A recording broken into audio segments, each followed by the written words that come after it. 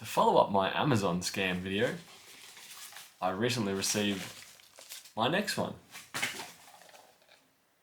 10400, missing chip, factory seal good, label side cut.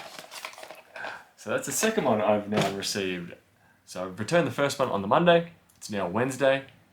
Pretty decent shipping time. As soon as I hit return item, send out another, they sent me out another. Still not what I wanted. Still not what I paid for. So I find that extremely bizarre, considering this is about the first item from Amazon I've ever had that's completely been scammy or fraudulent or not what I paid for. Exactly what this one is. So this one will also be getting sent back. This time I noticed when I clicked on return the item, it only gave me the option of a refund. I don't know if that's Amazon's policy of if you purchase and return it or get the faulty item twice, they just go, nah, just give them back the money, give us back the item, see you later. So I don't know what's going on there. Haven't bothered talking to a chatbot or anything like that at this point in time. I'm just going to return that and then try to go for the 10400F, which was a similar price, and hopefully that one I'll actually receive the processor. As I mentioned in the earlier video, it wasn't actually purchased through a third-party seller on Amazon. That's what the really bizarre thing is. It was purchased through Amazon AU, so the Australian part of Amazon, coming from their warehouse. I don't know.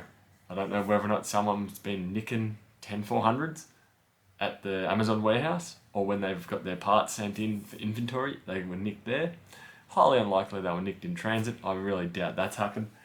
Being the condition of the box, I'd say it has seen a little bit of life before it's actually arrived. This is not brand new, even though it was mentioned on the ad as being new.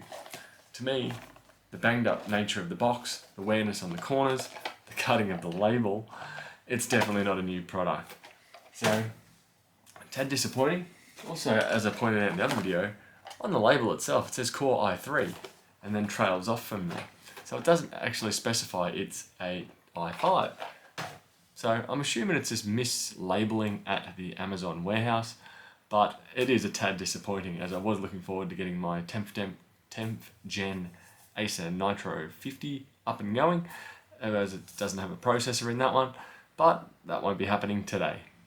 Anyway, just a follow up, sending it off, get my money back, hopefully find another i5 from there. See yous.